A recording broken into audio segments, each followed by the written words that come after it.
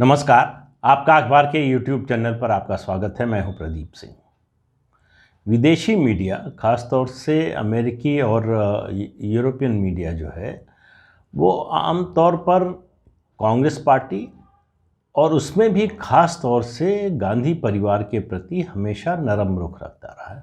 उनकी प्रशंसा का कोई अवसर छोड़ता नहीं रहा है और मोदी या बीजेपी का जब भी मामला आए तो उसके खिलाफ लिखता रहा है, बोलता रहा है, कार्यक्रम बनते रहे हैं।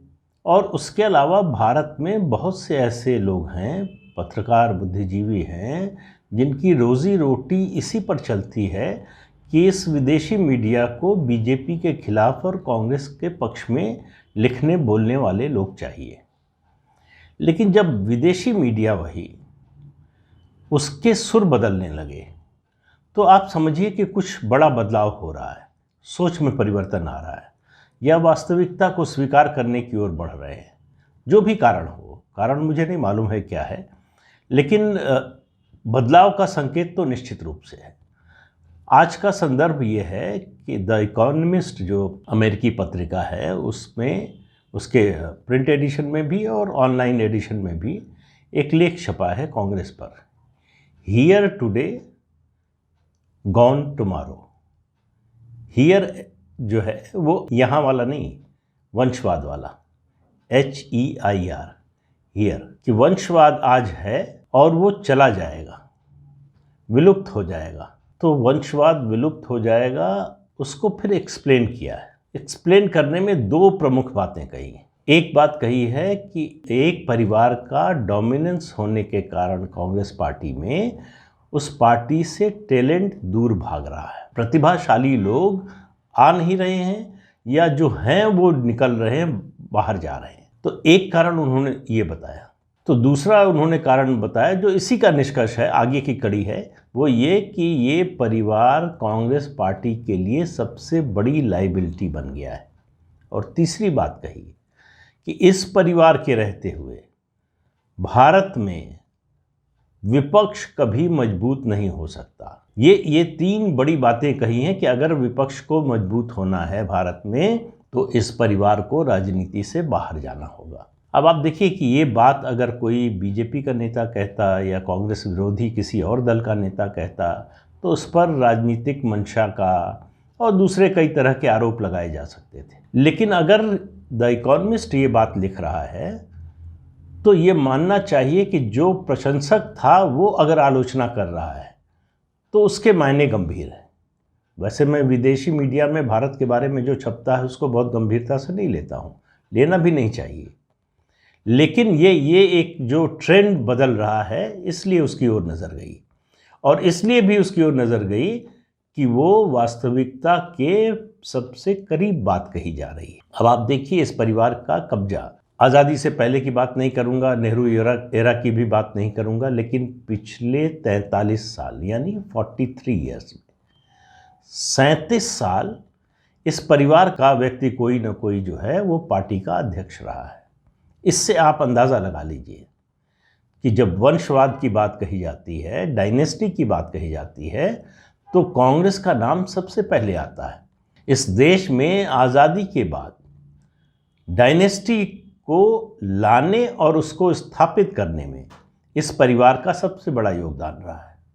और ये परिवार चूँकि बड़ा था, राष्ट्रीय इसकी व्यापक पहुंच थी, सत्ता थी, अधिकार था, सबको दिखाई देता था, इसलिए दूसरे क्षेत्रीय दलों ने इसकी नकल की।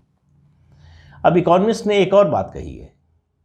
उन्होंने ये कहा कि ऐसा नहीं, ये परिवार लाइबिलिटी है ये कह रहे हैं, इसलिए नहीं कह रहे हैं कि भारत के लोग वंशवाद को पसंद नहीं करते या नापसंद करते। देश में इस समय तमिलनाडु, महाराष्ट्र, आंध्र प्रदेश, तीनों बड़े राज्यों के मुख्यमंत्री जो हैं वो अपनी पार्टी के नेता के पुत्र हैं। और उसके अलावा लोकसभा में लगभग 1/3 सांसद किसी नेता के पुत्र, पुत्री, पत्नी या मतलब रिश्तेदार हैं। तो इसलिए एक बात तो यह है कि भारत में कोई वंशवाद के प्रति वितृष्णा नहीं है। बहुत बड़ा विरोध नहीं है, बावजूद इसके कि ये जो है बहुत से लोगों की मेरिट को जो है एक तरह से उनकी प्रतिभा को ख़त्म करता है, सीमित करता है। लेकिन हमारी मानसिकता ऐसी है कि जो पिता है वो उसी के प्रोफेशन में बेटा जाए तो इसको कोई बुरा नहीं मानता है। अब इसको मैं जोड़ रहा हूँ आज जो प्रधानमंत्री ने संविधान दिवस के अवसर पर संसद के सेंट्रल हॉल में अपने भाषण में कहा। पहली बात तो इस कार्यक्रम का जो भारत के संविधान बनने की तारीख का दिन है, उसके समारोह का कांग्रेस सहित उसके सहयोगी दलों ने बायकॉट किया। तो आप इससे भी अंदाज़ा लगा लीजिए कि कांग्रेस कहाँ चली गई है। आप भारतीय जनता पार्टी के किसी कार्यक्रम का बायकॉट करें, प्रधानमंत्री का कोई कार्यक्रम हो उसका बायकॉट करें, वहाँ तक भी समझ में आता है। लेकिन भारतीय संविधान का कोई कार्यक्रम जिसका आयोजन लोकसभा अध्यक्ष ने किया हो, संसदीय परंपरा और गरिमा के नाते भी इस कार्यक्रम में शरीक होना चाहिए था, चाहे अच्छा लगे या बुरा लगे। ज़रूरी नहीं है कि हर पार्टी के को जो भी कार्यक्रम हो रहा है सरकार की ओर से या किसी और संवैधानिक संस्था की ओर से वो पसंद आए। इसके बावजूद तो ये अपमान जो है भारतीय जनता पार्टी का नहीं है, ये प्रधानमंत्री नरेंद्र मोदी का नहीं है, ये लोकसभा अध्यक्ष का भी उतना नहीं है जितना भारत के संविधान और इसके निर्माताओं का है, जिसमें सबसे अग्रणी भूमिका डॉक्टर भीमराव अंबेडकर की रही है। तो कांग्रेस तो डॉक्टर अंबेडकर का पहले से ही तिरस्कार करती रही है। उनको पहले मंत्रिमंडल में, पहले 1946 वाले मंत्रिमंडल में लिया नहीं जा रहा था। जब गांधी जी के कहने पर लिया गया, उसके बाद वो मंत्री बने तो किन परिस्थितियों में उनको छोड़ना पड़ा।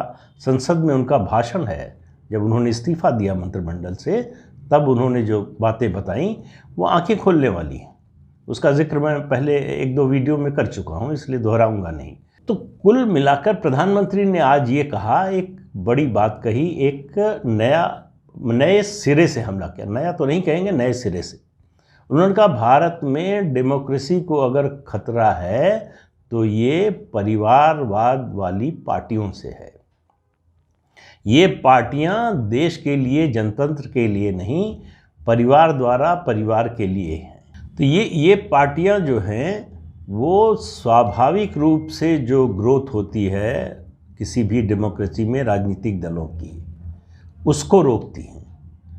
लोगों को लगता है, जो प्रतिभाशाली लोग हैं उनको ये समझ में आता है कि परिवार, ऊपर की सारी जगह परिवार के लिए तय है। अब आप देखिए कि कांग्रेस पार्टी की बात कीजिए, जो देश की दूसरी सबसे बड़ी पार्टी है, विपक्ष की सबसे बड़ी पार्टी है, और उसमें नीति निर्धारक जो कमेटी कहिए, ग्रुप कहिए, जो कुछ कहिए, उसमें परिवार के ही 3 लोग हैं। सोनिया गांधी कांग्रेस अध्यक्ष, राहुल गांधी पूर्व कांग्रेस अध्यक्ष, प्रियंका वाड्रा महासचिव। तो प्रधानमंत्री ने ये बात संविधान दिवस के दिन कही, और इसलिए कही कि जब संविधान बनाया जा रहा था, जो संविधान निर्माता थे उनकी ये कल्पना में बिल्कुल नहीं रहा होगा कि एक दिन भारत में ऐसा आएगा जब ज़्यादातर पार्टियां वंशवादी हो जाएंगी, एक परिवार के आधार पर चलेंगी। आप उठाकर देख लीजिए, अलग अलग राज्यों में आपको ज़्यादातर पार्टियां, भारतीय जनता पार्टी और लेफ्ट पार्टीज़ को छोड़ दें तो लगभग सब पार्टियां या तो परिवार की हैं या एक व्यक्ति की है, और ये किसी भी डेमोक्रेसी में अच्छी बात नहीं हो सकती। एक दूसरी बात भी प्रधानमंत्री ने कही, और उस पर भी चिंता जाहिर की, कि भ्रष्ट लोगों को अदालत से सज़ा मिलने के बाद भी उनका महिमा मंडन, उन्होंने लालू प्रसाद यादव का नाम नहीं लिया, इशारा उसी ओर था कि ऐसे लोगों को जिनको अदालत से सज़ा मिल चुकी है, इसमें कोई डाउट नहीं है कि वो भ्रष्ट थे या नहीं थे, यह साबित होना है, साबित हो चुका, सज़ा भी मिल चुकी, ऐसे लोगों का महिमा मंडन, समर्थन, उनका सहयोग, ये बताता है कि भ्रष्टाचार की एक्सेप्टेंस कुछ दलों में या बहुत से दलों में किस तरह की हो गई। और यही बात इत्तेफाक से इकोनॉमिस्ट के उस लेख में भी है कि जब बीजेपी आरोप लगाती है कांग्रेस पर डायनेस्टी की, भ्रष्ट आचरण की, तो लोग उसको सुनते और मानते हैं।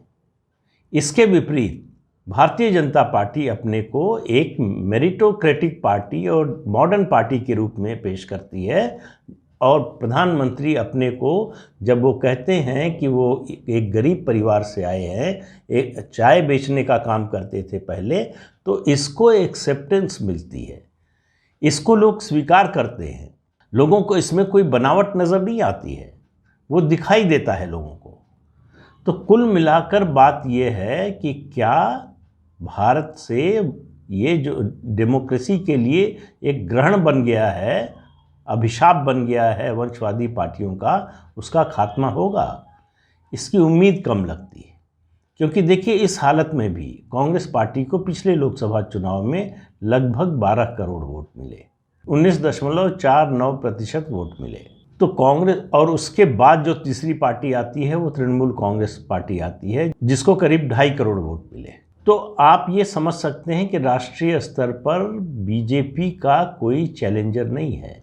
बीजेपी को कांग्रेस को जितने वोट मिले उसके दोगुने वोट मिले, और इस वोट में आगे आने वाले समय से मेरा मतलब है 2024 के चुनाव तक कोई परिवर्तन बड़ा होने जा रहा है ऐसा लगता नहीं। कांग्रेस का ये वोट शेयर 2024 में और कम हो जाएगा, इसकी संभावना आशंका बराबर बनी हुई है। जो हालत है कांग्रेस की, या कहें कि जिस हालत में है कांग्रेस, उसको देखते हुए लगता है कि अगर इसमें बड़ी मात्रा में कमी आए तो कोई आश्चर्य नहीं होगा।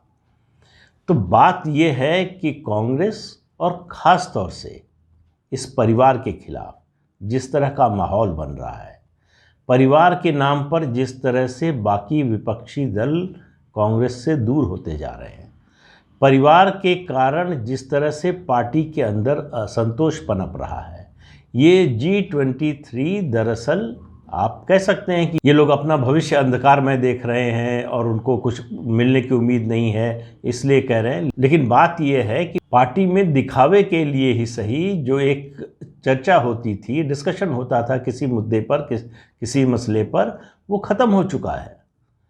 अब सारा फैसला लेने का जो है पूरा प्रोसेस, पूरी प्रक्रिया जो है वो एक परिवार के डाइनिंग टेबल तक सिमट गई है। परिवार के 3 लोग पार्टी का हर छोटा बड़ा फैसला लेते हैं, उसके नतीजे दिखाई दे रहे हैं, और उसके जो नतीजे दिखाई दे रहे हैं वो कांग्रेस के जो आम कार्यकर्ता है, जो कांग्रेस के नेता हैं अभी राज्यों में, उनको लग रहा है कि अगर यही हाल रहा, यही रवैया रहा तो आगे हमारा कोई भविष्य नहीं है, इसलिए कांग्रेस छोड़कर जा रहे हैं। ये कोई मामूली बात नहीं है कि एक्स चीफ मिनिस्टर 2 चले जाएं पिछले 15-20 दिन के अंतराल में, और वो भी जो मेघालय में हुआ कि 18 में से 12 विधायक चले जाएं। सरकार बनने का समय होता, सरकार बनाने के लिए कोई तोड़ रहा होता, खरीद फरोख्त हो रही होती, तब भी एक बात समझ में आती है। उसके बिना सामान्य समय में ऐसा हो रहा है, और जिसके साथ जा रहे हैं वो कोई बड़ी पार्टी नहीं है, कम से कम मेघालय में तो एक तरह से नॉन एग्जिस्टेंट तरीके से है, कभी एक आध एमएलए जीत जाता है तो जीत जाता है।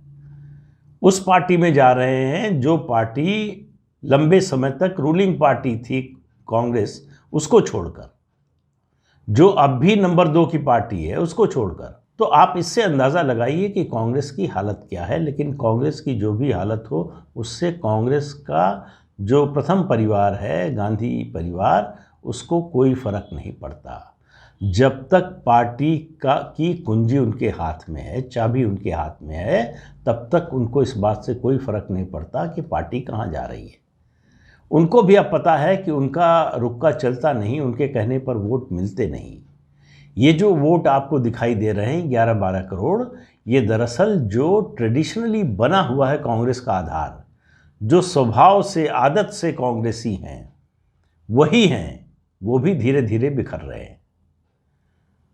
तो ये जो परिवर्तन दिखाई दे रहा है, परिवर्तन का संकेत है, ये कांग्रेस के लिए खराब है। ये तो इस बात का तो कोई महत्व ही नहीं है।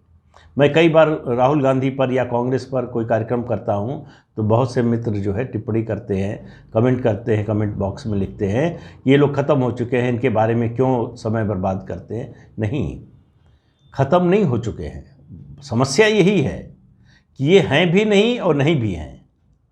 मतलब अगर किसी पार्टी को 12 करोड़ वोट मिल रहे हैं तो वो ख़त्म नहीं हो गई है, वो अशक्त हो गई है, लड़ने का मादा उसमें नहीं बचा है, शक्ति नहीं बची है, ये है, लेकिन वो ख़त्म नहीं हुई है। और अगर देश में मजबूत विपक्ष की ज़रूरत है तो उसके लिए अब कांग्रेस का ख़त्म होना ज़रूरी है। अगर ये परिवार उससे बाहर नहीं जाता तो परिवार बाहर जाता है तो कांग्रेस का मजबूत होना ज़रूरी है। लेकिन अगर परिवार बना रहता है, वैसे भी परिवार जो है अगर बना रहा तो कांग्रेस ख़त्म होगी ही, लेकिन जितनी देर होगी उतना ज़्यादा डेमोक्रेसी का नुकसान होगा, अपोजिशन का नुकसान होगा, और अल्टीमेटली इसका असर जो है रूलिंग पार्टी पर पड़ता है। तो कुल मिलाकर नुकसान देश का होता है। तो आज के अंक में इतना ही, अगले अंक में फिर मिलेंगे किसी नए मुद्दे के साथ। तब तक के लिए इजाज़त दीजिए, नमस्कार। आपसे अनुरोध है कि ये चैनल देखिए, शेयर कीजिए, लाइक कीजिए और सब्सक्राइब ज़रूर कीजिए। नमस्कार।